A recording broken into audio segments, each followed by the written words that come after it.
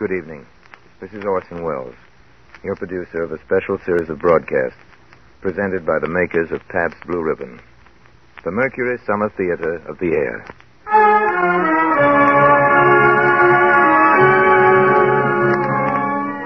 Tonight and every Friday night, Blended Splendid Pabst Blue Ribbon presents you with a front row seat at one of the greatest plays ever produced. And now is America's most famous producer, writer, director, Orson Welles. Our story tonight, ladies and gentlemen, is an original for radio by that most original of radio writers, Miss Lucille Fletcher. Its title, The Search for Henri LeFerre. Mercedes McCambridge will be heard as Madame LeFerre, and so that our story may move without interruption, there'll be no between-acts intermission on this broadcast, our sponsors having very kindly omitted their usual commercial message at that time.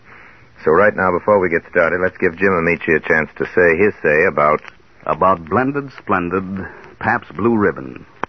Friends, as you relax in the comfort of the summer evening to enjoy Mr. Wells' exciting radio drama, I hope that right beside you, on chair, arm, or table, is a tall, frosted, foam-capped glass of Pabst Blue Ribbon. Believe me, the makers of Pabst Blue Ribbon are doing their best these thirsty days and nights to supply your dealer, and thus supply you, with all this truly great beer you'd like. Occasionally, conditions make this pretty difficult, but of this you can be sure. Every bottle you do get will be, as always, the happy result of blending never less than 33 fine brews into one great beer. As always, 33 fine brews blend their individual taste tones to give you that splendid flavor. Not too light, not too heavy, but fresh, clean, sparkling, with the real beer taste coming through just the way you like it. So please keep right on asking for it. It's sure worth asking for. Blended, Splendid Pabst Blue Ribbon. And now, Orson Welles and his own Mercury production of The Search for Henri LeFerre.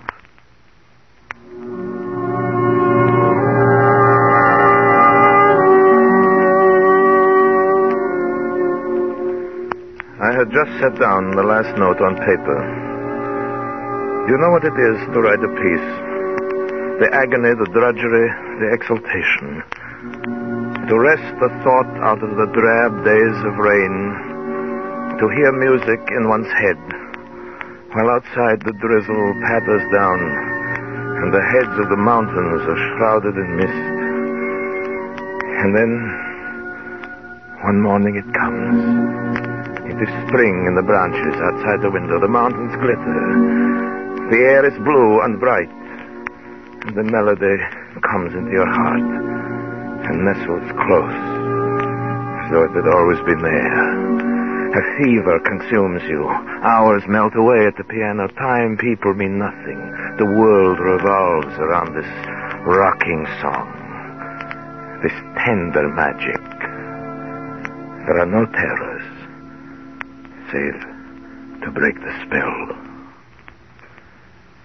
So it was with this piece. I had just set down the last note on paper.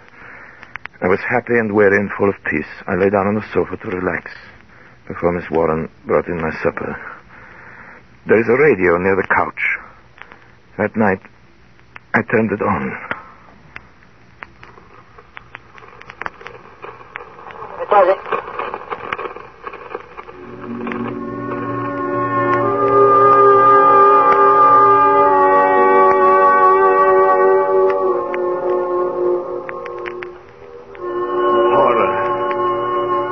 Horror crawls upon me sometimes out of the shadows, like an animal thing. It grimaces at me from the corner of my room. But this time it was upon me. It was in my brain. For that music on the radio, playing now, was the music I had just set down on paper. Miss Warren! Miss Warren! Miss Warren, Mr. Flynn. come here, listen to this thing. You hear it, don't you? That is real music playing. Yes, sir. The radio's playing real It music. is not an illusion, an hallucination of some kind in my own brain. Oh, of course it's real music. And very pretty, too. Pretty? Oh, you don't like it? We'll turn it off. No, leave it alone. Listen to it. Sit there beside the radio. I'll get it for you. What, sir? My score. Here, look at it. note for note, even as they play. Oh, I'm sorry, Mr. Flynn. I can't read music. I don't understand. Perhaps someone in this building has heard me playing, but none of the orchestration is the same. The orchestration is a secret, quiet thing that one does alone. Perhaps they've stolen the score or someone has copied it. But I only finished it this afternoon. It has been here in this drawer and on the piano. Unless someone else. There is someone else. Someone like me with my brain, my soul, my genius, a kind of double.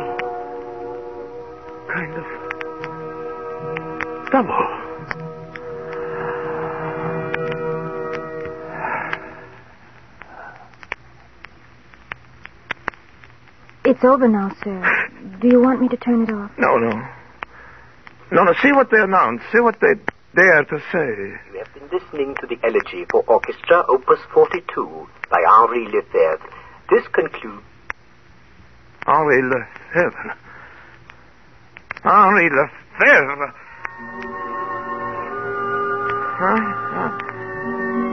Henri LeFerre. After she left, I sat there staring at the freshly written pages. My brain was reeling. It was my music, every little note, every turn of phrase. The silent radio faced me like a mocking, sardonic sphinx. Adolphus, my good fellow. Oh, Picard. Excuse me, old friend. Miss Warren, did you call the broadcasting station? Yes, sir. And what did they say? Calm yourself, What my dear did fellow. they say, They Miss said- Warren? Oh, Mr. Picard, I'm afraid. They said, Adolphus, that it was composed by this Henri LeFerre. An old piece. He wrote it nearly 15 years ago. 15 years ago, but I finished it today. If I'd remembered it, Picard, even in my own subconscious, it would have flowed out like a dream, but I had to struggle. Look at these erasures and these cuts, this coda. And you say it was exactly this way on the radio? Exactly, as though they had copied out the parts in the twinkling of an eye, and an orchestra was reading my score. Very strange. The man but either still- stole my piece somehow, or else there's some terrible coincidence, some simultaneous crooked streak of identical inspiration that leaped across the world. Things don't happen. 15 years ago, they said. 15 years ago, he set it down. And finally, like a wave traveling slowly across a boundless ocean, it came to me. Adolphus, Who is this Henri LeFerre? he was a rather famous composer. But what's happened to him? Is he still alive? I don't know, Adolphus. I'm not a musician. But could you find out for me soon? I suppose I could, but do you really think it wise? What good would it do you to see this man, this perfect stranger? I must confront him, do you hear? There is some horrible linkage between this man and myself, some string vibrating in his brain, which has caused a like vibration in my own. I must find him. I must somehow break the spell. And supposing this Henri LeFerre is dead? Dead or alive. I must find him. I must find him, Picard. I must find him.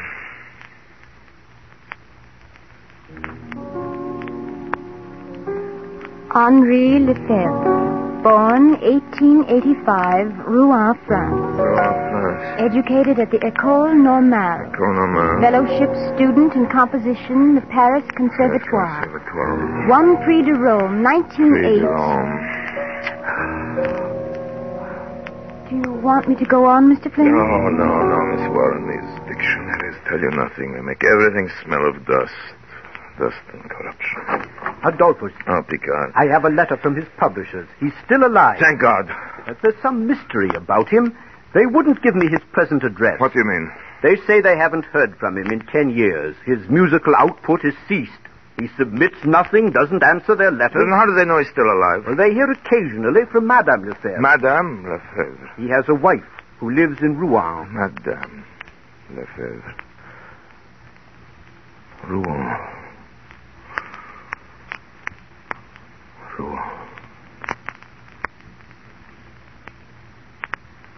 Word came at last from the Red Cross. Home of Henri LeFerre in Rouen, destroyed by bombs. Whereabouts of composer and Madame LeFerre, unknown. He's alive, I tell you, he's alive. Oh, what Adolphus? If he were dead, I would not feel it. I would be free. But I cannot take up my pen. I cannot write. I cannot even think one thought without wondering whether it may not already be his. How can you think such things, Adolphus? This poor, hounded, homeless man is probably ill, old, dying. Even dying, is reached out a hand to clutch away my genius. Picard, was I ever lazy? My musical outfit has been enormous. Symphonies, operas, tone poems, songs. Now what do I do all day long? I stand at my window and stare out at the mountains. And at night, I am tortured by visions. Visions? Nightmares. Nightmares of crooked fallen streets and church steeples and bells run by clockwork, the bells are tolling the hours. I dream of rooms, dark, ugly little rooms, and a little girl. Yes, a little girl. With long, honey-colored hair, who cries and cries. You have been reading too much, Adolphus. Your brain is tired. No, don't you understand? These streets, these rooms, that little girl, it is his life of which I am dreaming. It is Rouen. You think me mad, don't you, Picard?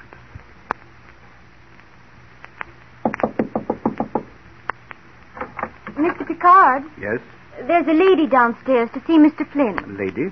She says she heard that Mr. Flynn was making some inquiries about her husband. Madame LeFerre. Adolphus. Madame LeFerre, bring her up. Bring her up at once.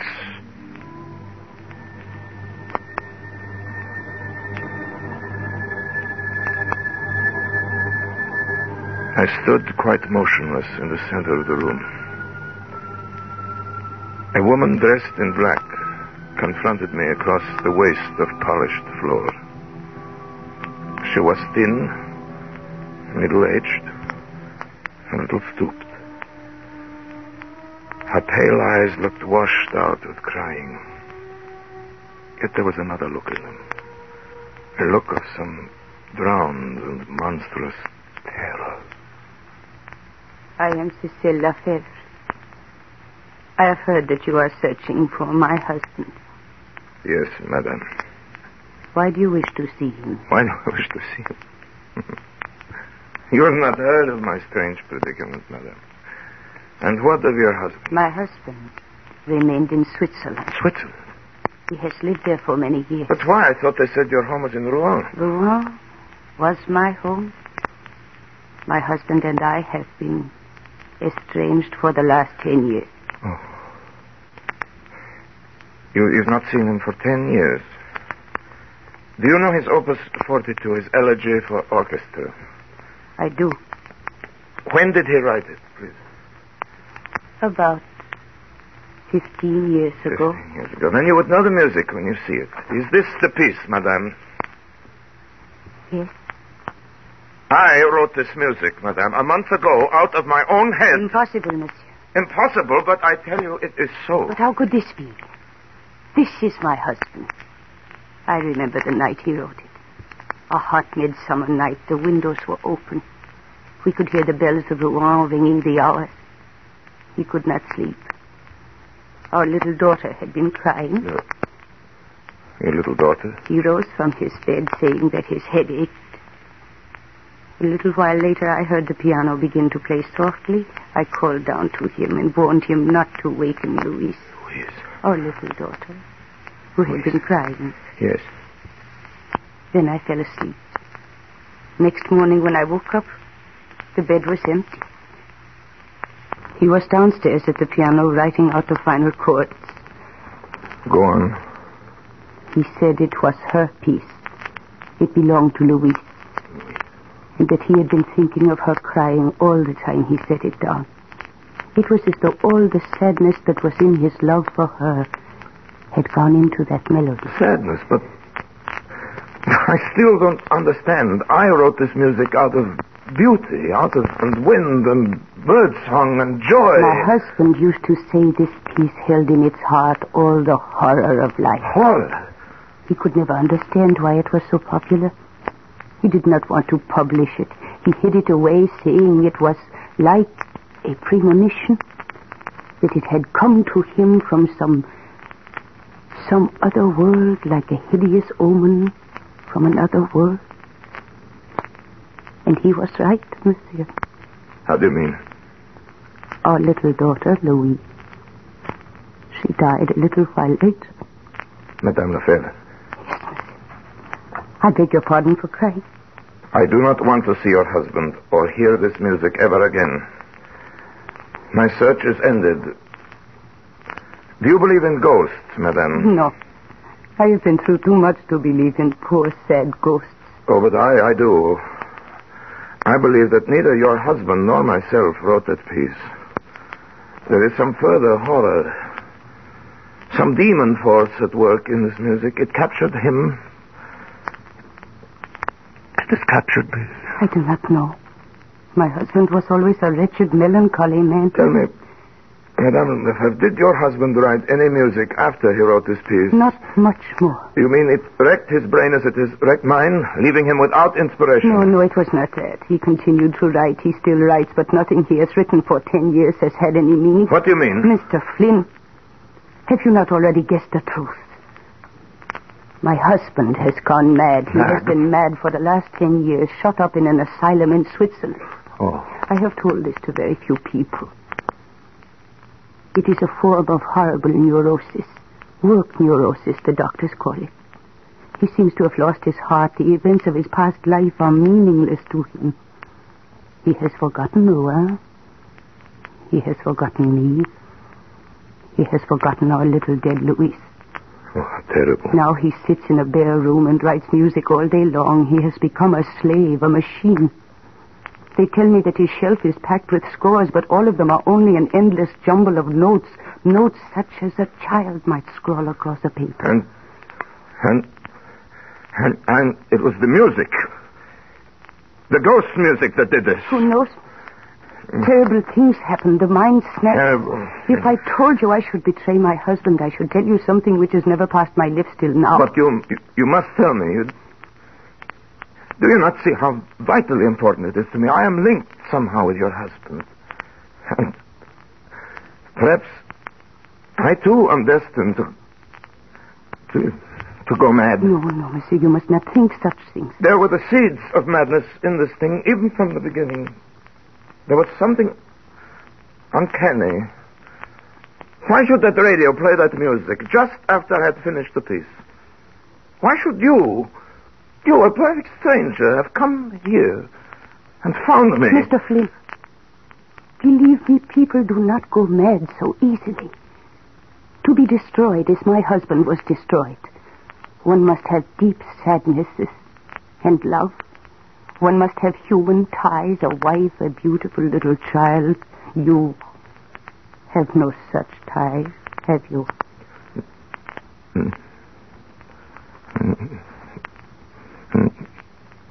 No, I have no ties. I have no ties. My husband went mad because he loved too much. When our little Louise died, he thought that he had killed her. She died of simple pneumonia, but he could never understand that.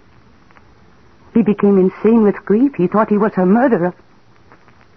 Don't you see, Mr. Flynn, you who live here alone, whose life is so quiet. Madame LeFerre.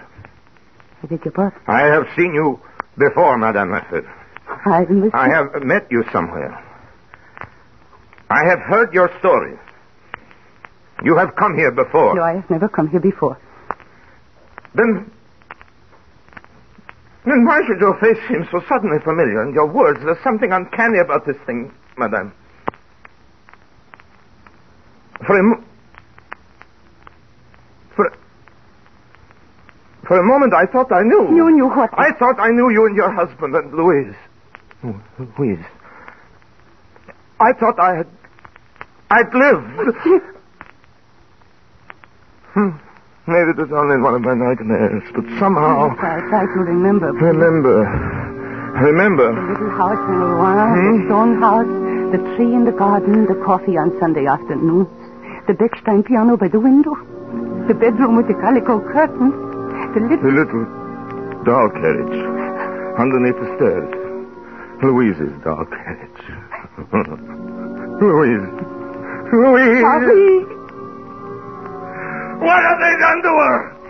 They've taken her away and I killed her. Her little doll carriage waits at the bottom of the stairs. But she'll never come back.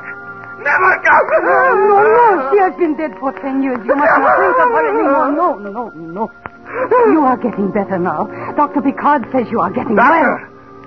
Doctor Picard. Your doctor, darling. What are you talking about?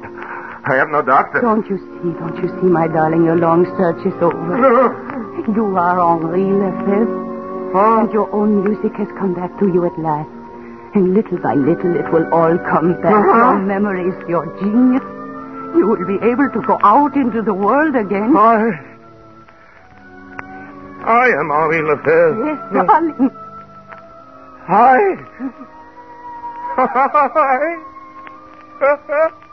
It's the little old madman. No.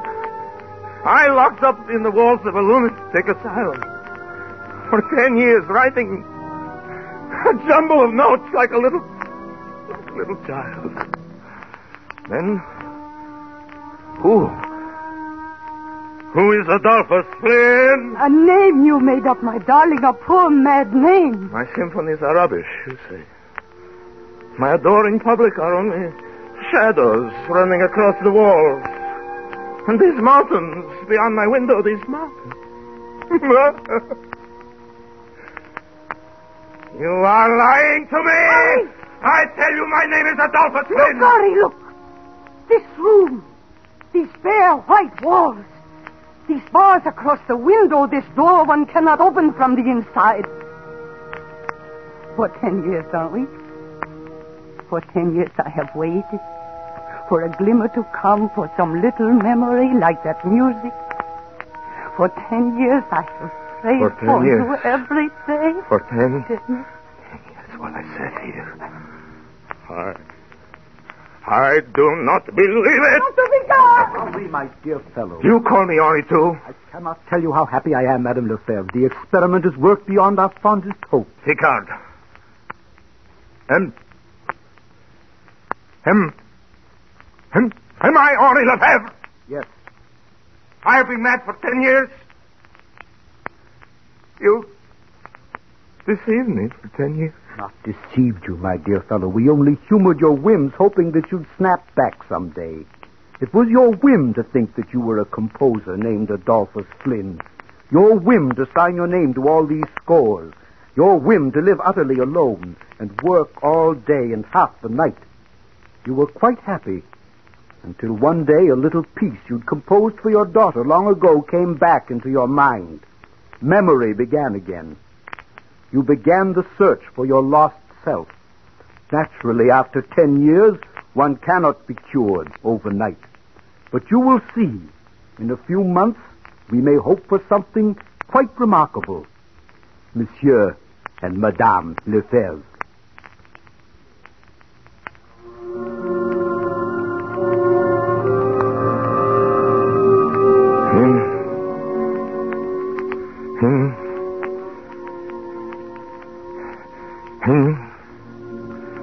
In a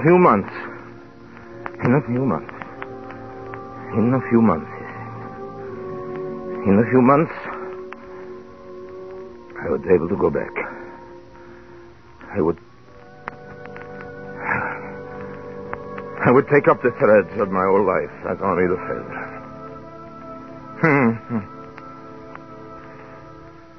I'm still here in this room, with its bare white walls and its door that locks from the outside. I'm still here. Although I know now for sure that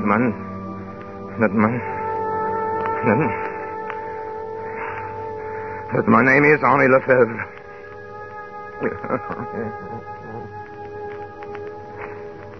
The sadness is in my heart. An unutterable sadness and pain that I can never conquer. Rouen has come back. The stone house, the little doll carriage underneath the stairs. And my arms ache with the longing for a little dead child. With long, honey-colored hair.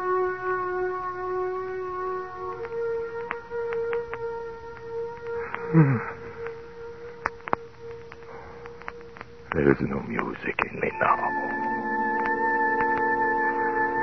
No music save that one tune, which sings in my head all day long. My song for Louise. If I could only get it out of my mind, I might be able to work again. I might be happy. As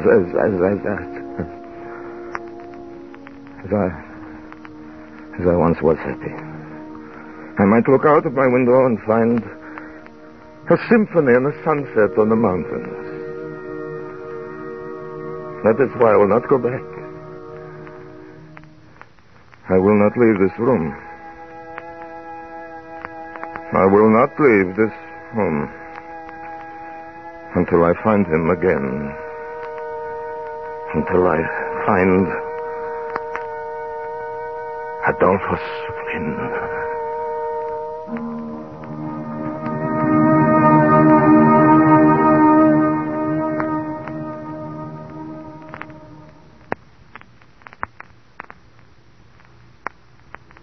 You've just heard Orson Welles' Mercury production of The Search for Henri LeFerre, a radio play by Lucille Fletcher. Mr. Welles will be back in just a few seconds to tell you about next week's offering of the Mercury Summer Theater. But first, a few words from our sponsors on a very important subject. The makers of Pabst Blue Ribbon are holding their prices at the levels established by OPA last month. Also, ever since government price control ended, they have urgently counseled each household distributor of Pabst Blue Ribbon throughout the country to do likewise. Further, the makers of Pabst Blue Ribbon strongly urge beer retailers all over the country to do the same. For we believe it's up to all of us to do our utmost in the battle against inflation. And now, Mr. Welles. Well, next week, ladies and gentlemen, we're bringing you the first radio show we ever put on the air for CBS. We haven't done it since. We look back at it fondly. We hope our memories aren't mistaken. We hope you'll enjoy it. It's a great favorite of everybody's childhood, and I don't think anybody ever outgrows it. The Great Tale of Adventure by Robert Louis Stevenson, Treasure Island. So join us next week, please. Same time, same station. Until then, speaking for my sponsors, the makers of Pabst Blue Ribbon Beer, and for the whole Mercury Theatre, including as usual Maestro Bernard Herrmann, who was responsible as usual for the music on tonight's show, and speaking for Mercedes McCambridge, who was responsible for a very fine performance as Madame LeFerre. For the whole gang, I remain as always obediently yours.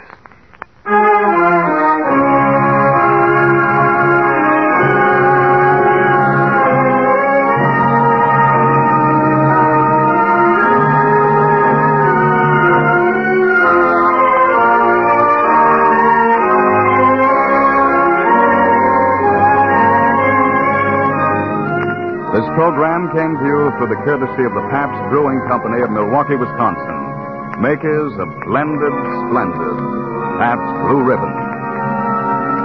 This is CBS, the Columbia Broadcasting System.